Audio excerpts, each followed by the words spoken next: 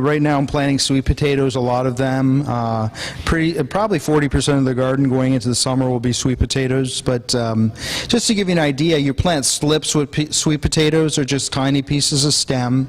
And I planted some out about 2 weeks ago, and then we got some really hot weather up there. It was in the high 80s, low 90s, and I didn't get a chance to water those slips in very well. They just shriveled up. And the stems didn't die, though. The stems stayed alive under the ground, and I pulled a couple up of those stems that looked dead, and they were starting to form roots. So even if you're not going to do a lot of watering, sweet potatoes are good. Yes, Bill? So I guess it's sweet potatoes, I guess it's sprouts out of that. Can I just plant a potato? You can. You're better off planting the sprout. It's coming off. Yes, that's called the mother. They call that the mother sweet potato. So you take those sprouts that have come off of it and you plant them. Do you soak them in water so they grow a little bit of roots first? You can. You can do. You can.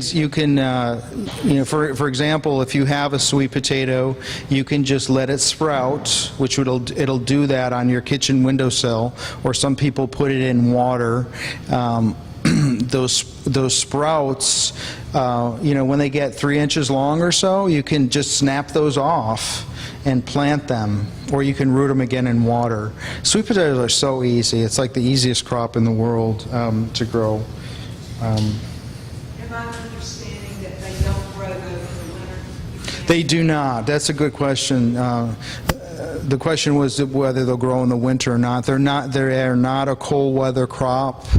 So up here, I believe you'd start, if I'm not mistaken, you'd probably start your sweet potatoes here, planting them out maybe end of March or beginning of April. Does that sound right, gardeners? Yeah? Okay, yeah, they'll just sit in the cold weather. They don't like it at all. They won't grow very happily. But once those 80s and 90s come in and you start getting those afternoon rains, you ever see the Little Shop of Horrors movie?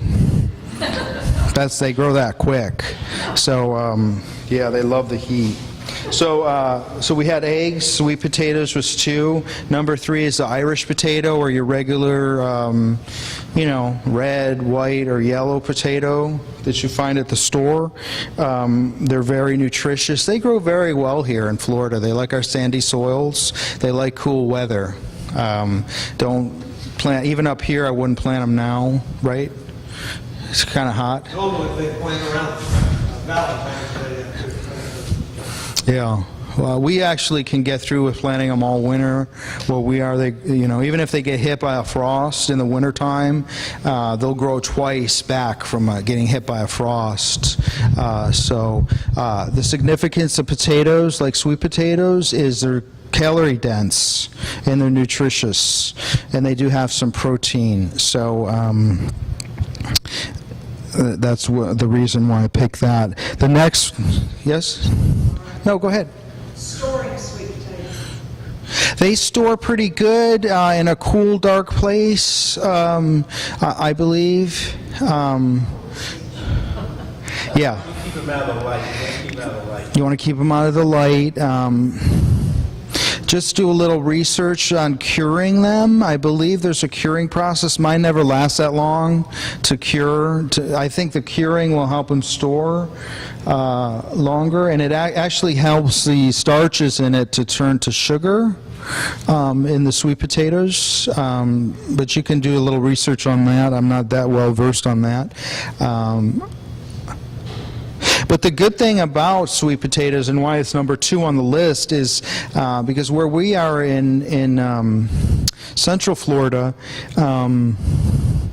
we're going to get probably 7 months of production from sweet potatoes. 7 months of actually picking them, and then we can store them for another 2 or 3 months. So what I'm trying to formulate is 12 months of production. So here you have 10 months of a really nutritious crop. And the good thing about another good thing about sweet potatoes is you could eat the leaves. You can eat the leaves raw. You can eat them as a green.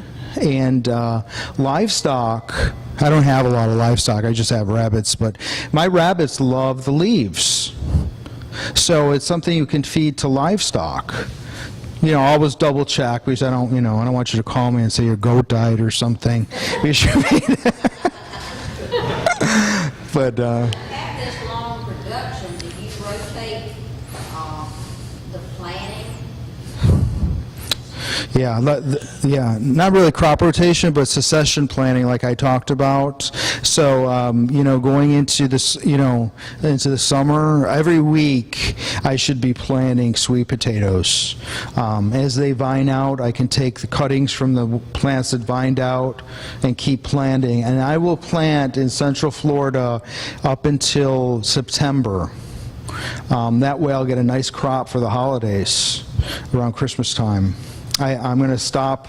I won't do it past September, because the shorter the days get and the colder it gets, that 100-day sweet potato then turns into 120 days, 150 days, because the colder it gets, the slower they grow.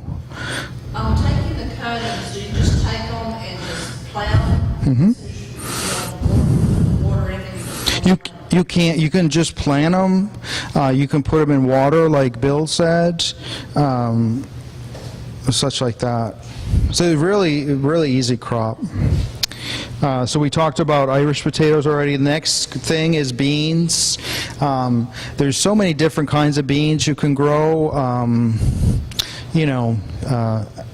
Tons of butter beans or black-eyed peas, lima beans. The significance of the beans are that, once again, high calories, and they store really well once they're dried.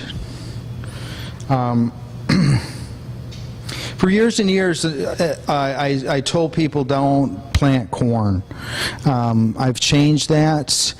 This isn't going to be sweet corn for eating. This is going to be corn that you're going to use for cornmeal. It's a very easy crop to take off the husk, to store, and to grind. Unlike wheat, it would be such a hassle if we had to grow wheat and to thresh it and to grind it. But with corn, and there's hundreds of varieties of corn, so you're going to want to research and find a corn that'll grow here. And from what I understand, you can grind some varieties very fine into like a wheat flour. You can make breads out of it, and you can make porridge, all sorts of different things with corn. I haven't done a lot of it yet in Orlando, but I'm planning on doing some research to find what's the best varieties to grow, the ones that'll grow the easiest. Yes. I mill yellow dent corn and I mill popcorn. The yellow dent corn is what mills like flour, fine flour popcorn. Mills like their traditional cornmeal. And is that number 5? Corn is number 5. That's good. That's a great point, because there are a lot of different kinds of corn, and different corns for different purposes. So you're going to want to find out which ones do well here. And please let us know if you guys are going to grow corn. Let's share some information. Help us all out. So number 6 is Seminole pumpkin. When the Spanish discovered Florida 500 years ago, the Indians were growing this pumpkin here. It almost became extinct. Seminole pumpkin. It's actually a type of squash. It's related to butternut. If you ever had butternut squash, you can actually put in parentheses after Seminole pumpkin, you can put butternut squash. I was amazed last year how well this grew. I planted some in the beginning of March. We had a freak late frost last year. The latest frost I've ever seen in our area. The 3rd week of March, we had a frost. These plants made it through the frost. They grew all summer long. Now, for something in Florida to grow all summer, it's kind of a special plant.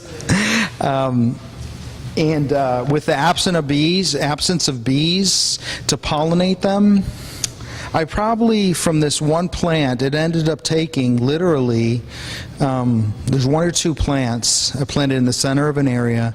It probably took up like a quarter of this room. The vines just kept growing. As they touched the ground, they kept rooting. So there's a bunch of little plants there. Excellent. I can't talk enough about Seminole pumpkin. Very nutritious, very high in calories, stores well. It's supposed to store 1 year at room temperature. Yeah. Great crop. You can, if you want seeds, just, you can always just, in your search engine or Google, you can always just search for Seminole pumpkin seeds. I do. I've been, one of the seed stores near us, Simon Seed, sells about 30 seeds for $1.75.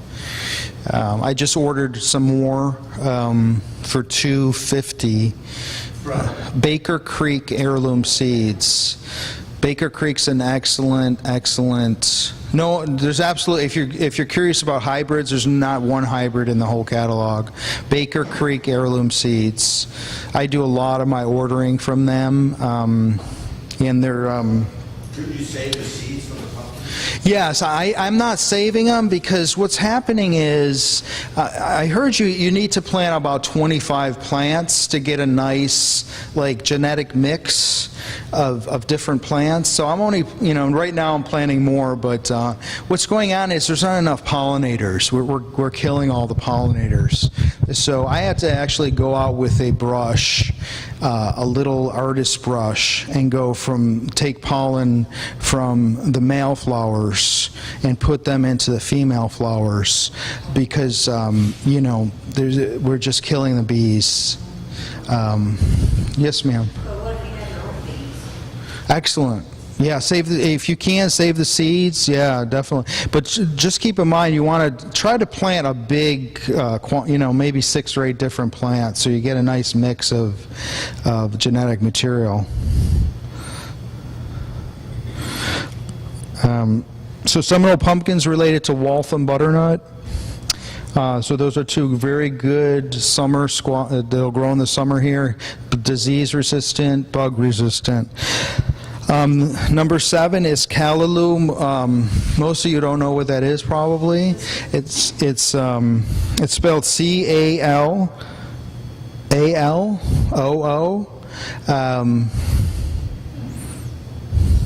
We're more of a melting pot, I think, down where we are, near Orlando. We have a lot of people from the islands, from Bahamas and Jamaica. They eat a green there called callaloo. It does very well in hot weather, where spinach does not. So it'll grow all summer here. Excellent livestock feed. You can get seeds online as well. Johnny's Selected Seeds has callaloo seeds. That's Johnny's Selected Seeds. How are we doing on time? What does it kind of taste like? Do you have a flavor? Good question. Well, the question is, what does it taste like? To me, it tastes like spinach with a grassy finish. That's the best way I can describe it. It's like greens. Yeah, it's got a little bit of a grassy